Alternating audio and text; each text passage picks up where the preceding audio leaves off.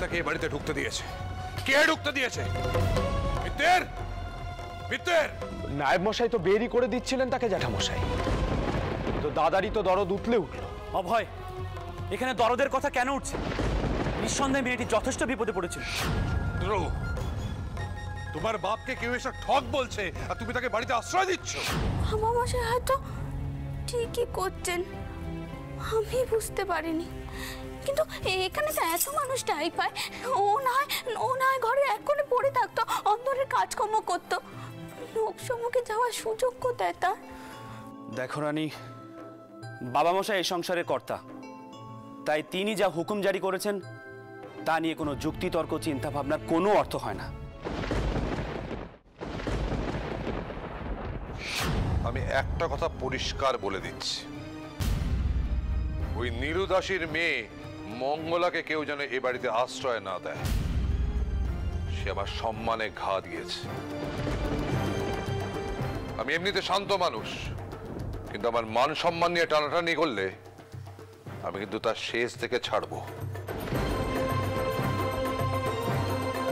কিছুতেই ছেড়ে দেব না। আর ওই মেয়েটার পাশে যারা দাঁড়াবে ভাবছে তাদের বলে দিও, তাদেরকেও কিন্তু আমি ছাড়বো না। কথাটা যেন সবার মাথায় থাকে।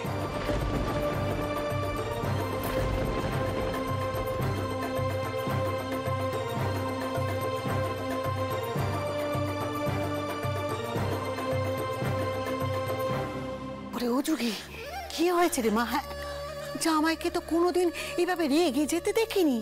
হ্যাঁ, আরে শুনলুম নাকি ওই নীলু দাসের মেয়ে এসে সবার সামনে নাকি জামাইকে গাল মন্দ করেছে। হ্যাঁ রে যুগি, ওই মেয়ের কি করলি তোরা? ওই মুই যদি একবার আমার হাতে পড়তো তাহলে চুলে ঝুটি ধরে এমন মারতুম যে মার বাড়িতে এসে মার বাড়ির কর্তাকে গাল মন্দ করার কি শাস্তি বুঝিয়ে দিত। চুপ করো, চারদিকে ছিচা রয়েছে, শুনতে পাবে যে। শোনো মা, তোমার জামাই অনেক বছর আগে জমিখানা যে দামে কিনেছিল সেটা ন্যায্য দাম ছিল না। এ কথা তোকে কে কয়েছে শুনি? কে কয়েছে? নিশ্চয়ই বড় গিন্নি। হ্যাঁ, বড় গিন্নি তোর মাথাটা খাচ্ছে, বুঝেছিস?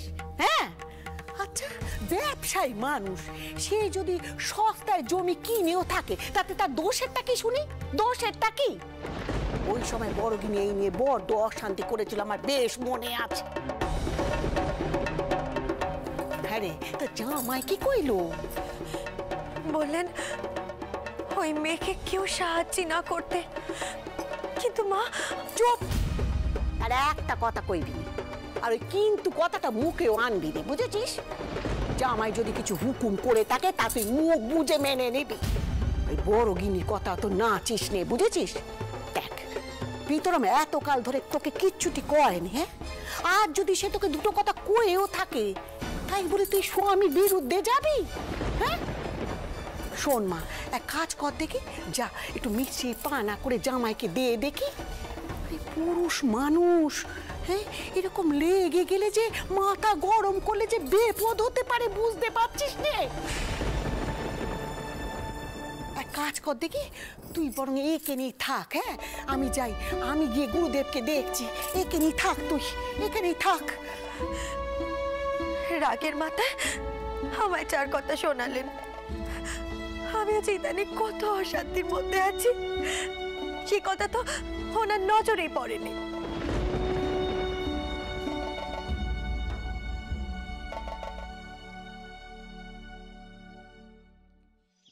দেখে এসো, সাবধানে এসো। এসো।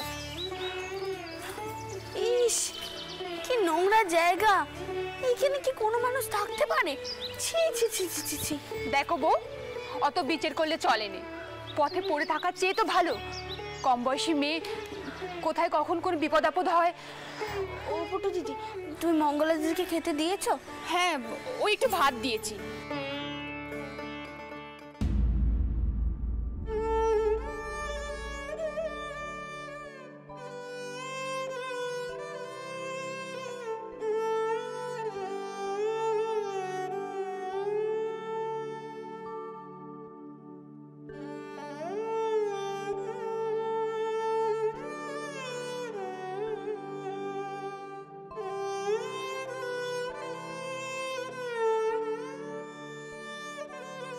আহারে, দেখো কেমন করে কাটছে। কতদিন খেতে পারিনি কে জানে।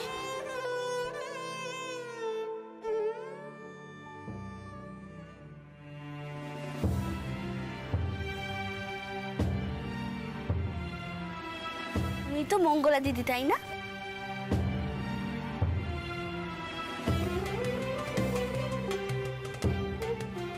দিদি, তুমি আমাকে দিদি কইলে? মা, দিদি বলবো না তো কি বলবো? তুমি তো আমার চেয়ে বড়। বাছা, এনাকে পেন নাম করো। ইনি হলেন এ বাড়ির ছোট বৌমা। এনার দয়াতেই তুমি আজ খেতে পাচ্ছ। এ বাবা, পুটু দিদি, এইসব তুমি কি বলছো বলো তো? খাওয়ার জোগানোর আমি কে? খাওয়ার তো যোগান দেন স্বয়ং রঘুবীর। মঙ্গলা দিদি, তুমি তাড়াতাড়ি খেয়ে নিয়ে তাড়াতাড়ি করে মুখ হাত পা ধুয়ে নাও তো, তারপর আমার সাথে চলো। পুটু দিদি, তোমার ঘরে ওর ঠাঁই হবে না? হ্যাঁ, সর্বনাশ! তুমি তো দেখছি আমার গর্দান নেবে গো। হ্যাঁ ও বউ, তুমি কি বলছো সেটা একবারও ভেবে বলছো? কেউ কিছু জানতে পারলে কি হবে বলো তো? তুমি খেতে দিতে বলেছো, এবার আবার তাই দেওয়ার কথা বলছো? যদি হবে। তুমি কেমন ধারা মেয়ে গো? শোর করে বেরোতে গিয়ে তুমি আমাকে ঠাঁই দিতে চাইছো? এত সাহস তোমার কোথা থেকে আসে? সাহসের আর কি দেখলে গো দিদি? তুমি বিপদে পড়েছো তাই আমি তোমাকে ঠাঁই দিচ্ছি। আর এই বাড়িতে তো কতজন মানুষই ঠাঁই পায়। আর এই জমিটা এককালে তোমাদেরই ছিল। তোমাদের ঠাঁই হবে না এমন কি হয়?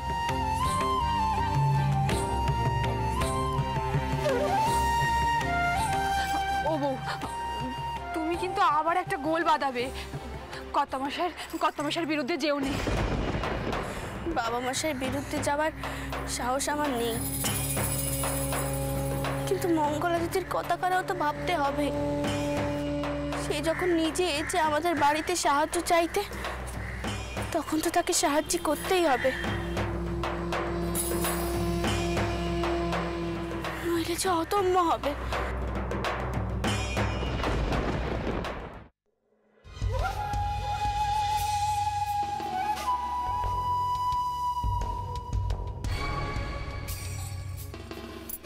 উফ বাবা, নিশ্চিন্ত হলুম। জি চাকরদের চোখে পড়লে এ কথা পাঁচ কান হতে আর দেরি হতো না। শোনো, তুমি এখন কটা দিন এখানেই দেখো, কোথাও বের হয়েও নি। দুদিন বাদে বাবা মশাইয়ের মাথা ঠান্ডা হলে তিনিই তোমাকে ঠিক ঠাই দেবেন, দেখবে। বৌরানী, এমনটা যে হবে আমি ভাবিনি গো। তুমি এমন করে কেন গোল বাঁধাতে গেলে বলো দেখিনি? মাথা ঠিক ছিল না গো। আমার একমাত্র ভাই, তাকে আমি কোলে পিঠে করে মানুষ করেছি। স্বামী নেয় না বউ কাল, সেও তো আমার এই ভাইটার জন্যে। ভাইয়ের জন্যে? কেন? মা যখন মরল তখন আমার সবে সবে বিয়ে হয়েছে। আমার একমাত্র ভাই, সে কোথায় থাকবে বলো? শাওরি স্বামী বলে দিল যে তার আমার ভাইয়ের বোঝা নেবে না। আর আমি কেমন করে মেনে নি? তাই আমাকেও তারা দূর করে দিল। আর যার জন্যে আমি এত কিছু করলুম, সব ছাড়লুম, সে বাগদিমে বিয়ে করে এসে বলল, তুই দূর হ। ওমা, সে কি কথা গো? মানুষ এমন বেঈমান হয়? হয় গো হয়, সবই হলো আমার পোড়া কপাল দিদি, বুঝলে? সব পোড়া কপাল।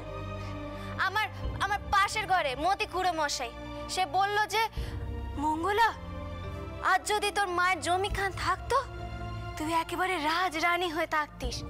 সে জমি যে কর্তা মশাই নিয়ে নিয়েছে। সকলে আমাকে বুঝিয়ে পড়িয়ে দিল। আমি হলাম মুখ্য মেয়ে মানুষ, অত শত কি বুঝি বলো?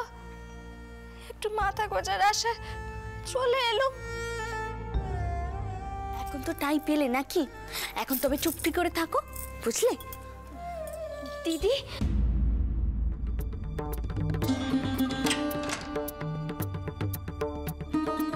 ও দিদি শোনো, এ কি করছো দিদি? জ্যাঠা মশাই যে কড়া কুকুম আছেন, ওকে কেউ সাহায্য করতে পারবে না। আর এখন যে বরটা ওরা তোমার পাশে থাকবে না গো। তুই তো দেখলি মঙ্গলা দিদির অবস্থাটা। আমি এখন সবার কথা মাননি করে কি করে বল দেখিনি। দুদিন পরে সবার মেজাজ ঠান্ডা হলেই সবাই ওকে মেনে নেবে।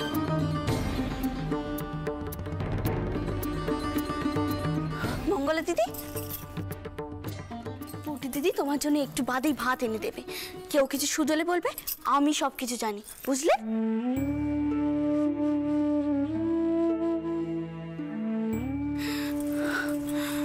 আমি না হয় আস্তে করে তেনাকে সব কথা বলবো, ঠিক একখানা ব্যবস্থা হবে।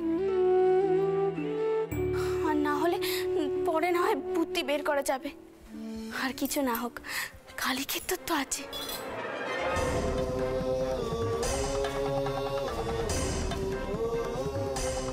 তন্নি তোমার মনের জোর গো দিদি। আমাদেরও না কখনো কখনো পরাণ কানা কাঁদে, তবুও সাহস পাইনি। আসলে তোমার মতো যে টাউরের ওপর অত বিশ্বাস নেই গো আমার। আমি আর কি করি বলতো? আমাকে দে যেন কেউ এসব করিয়ে নেয়।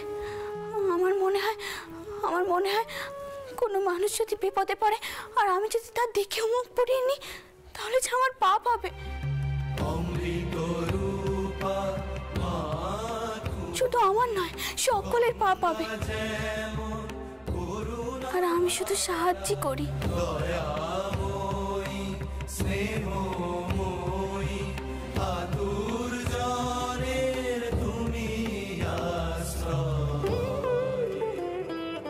পুটু দিদি, কেউ কিছু শুধলে বলো আমি মঙ্গলা দিদিকে এখানে থাকতে দিয়েছি। নিজের গাড়ি আবার দোষ নিয়ে বসনি, বুঝলে? তোমার তুলনা তুমি, তোমার তুলনা তুমি, বন্দী চৈতন্য স্বরূপিণী, বন্দী চৈতন্য স্বরূপিণী, করুণাময়ী রানী রাসমণি, করুণাময়ী রানী রাসমণি।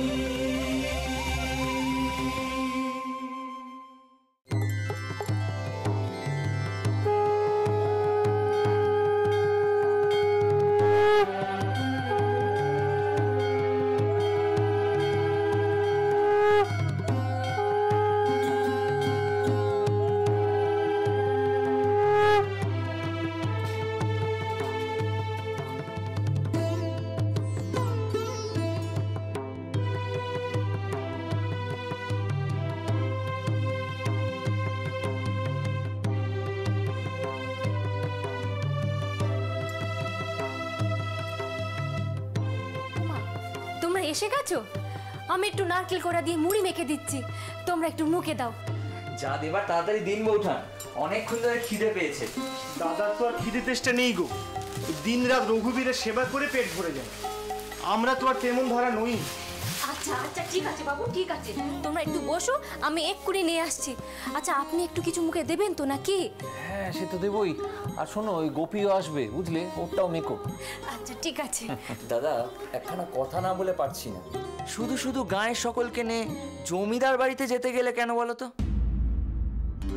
যদি না যেতাম, কলকাতার ওই ব্যবসাদারকে রায়মশাই গোপীর জমির বাঁশ বেচে দিত,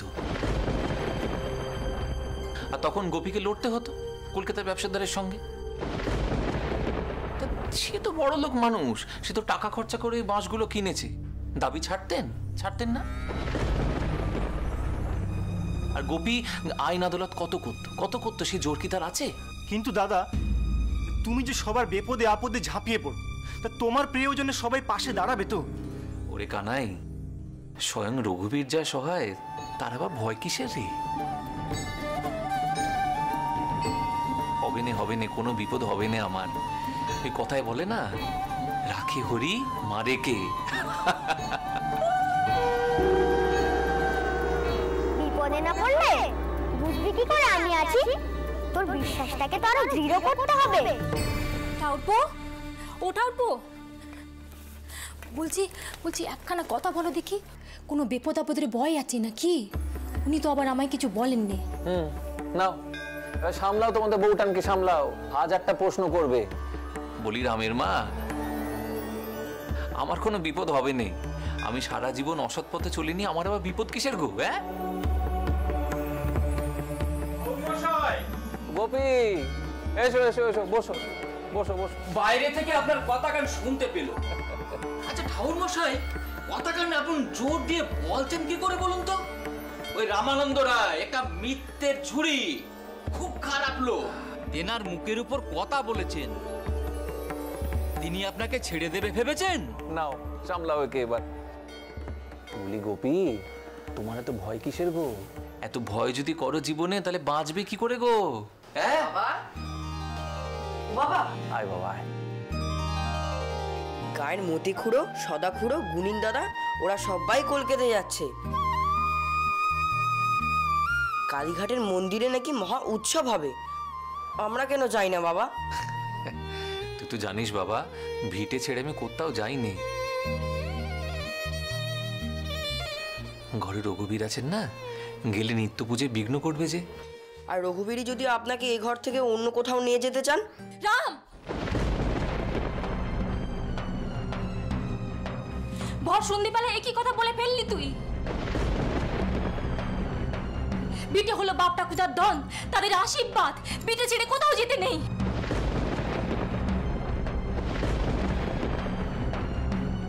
রঘুবীর, রঘুবীর তুমি রক্ষা করো, রক্ষা করো রঘুবীর। বলি রামের মা, রাম হলো ছেলে মানুষ, ও কি অত বুঝে সুঝে বলেছে নাকি গো?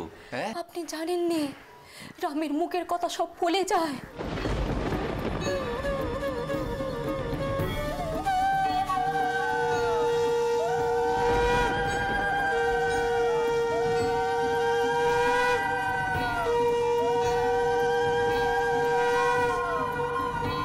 বলবেই তো, আমার যে এই গ্রামে আবির্ভাব হবে না, এই যে পূর্ব নির্দিষ্ট, আমি কামার পুকুরে জন্ম নেব তোদের ঘরে, তাই ক্ষেত্র প্রস্তুত করতে হবে না? হে রঘুবীর, আজ অব্দি আমি যা যা করেছি তুমি তো আমাকে সব ক্ষেত্রে তৈরি করে দিয়েছো ঠাকুর। তুমি তো আমাকে দেশ তোমার সব কাজ করিয়ে নিয়েছো। আর কেন জানি না, আজও আমার মনে হলো মঙ্গলা দিদি পথে পড়ে থাকুক, তা তুমি চাওনি, তাতে তো তুমি রুষ্ট হতে। আমি জেনে শুনে এই সংসারে পাপের ছায়া ঢুকতে দিতে পারিনি। বাবা মশাই যে আমার ওপরে এই সংসারের মঙ্গল অমঙ্গলের বাদ দিয়েছেন, আর তাই তো আমি এই কাজ করেছি। কি কাজ করেছো তুমি?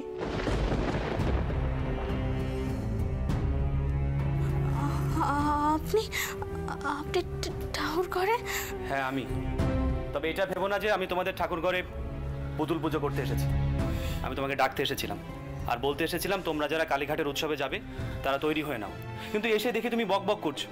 কি বলছিলে বলো তো, কি করেছো তুমি? আপনাকে আমি বলার সুযোগ খুঁজছিলাম। আসলে হয়েছে কি? আসলে কি হয়েছে সেটা আমাকে খুলে বলো। মঙ্গলা দিদিকে আমি পথে ঠেলে দিতে পারিনি, তাই আমি পটু দিদির ঘরে তাকে টাই দিয়েছি। আপনি রাগ করবেন না, ও কারোর সঙ্গে আসবে না, কেউ টেট্টিও পাবে না। আপনি শুধু একটি বার যদি বাবা মশাইকে বলতেন তবে। কি করেছো কি তুমি রানী? এই খবর যদি বাবা মশাইয়ের কানে যায় তাহলে সব হুলস্থুল হয়ে যাবে। বাবা মশাইয়ের কথা মানলে না, আমিও তো তোমাকে নিষেধ করেছিলাম, তার সত্ত্বেও তুমি এই কাজটা করতে পারলে। আচ্ছা, তুমি যখন কালীঘাটের উৎসবে যাবে তখন যদি এই মেয়েটাকে কেউ দেখে ফেলে, আর তাছাড়া এই ঠাকুর ঘরে বসে এইসব কথা বলা ঠিক হবে না। দেওয়ালে ওর কান আছে, চলো ঘরে চলো, চলো।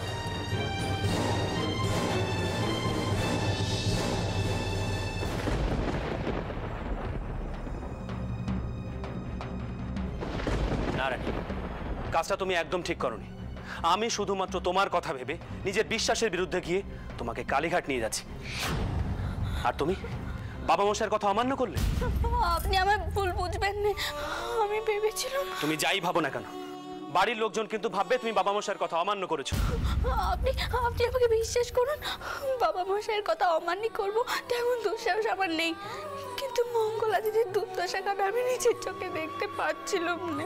জানি তুমি যে যুক্তিই দেখাও না কেন, তোমার এই কাজ আমি মানতে পারছি না।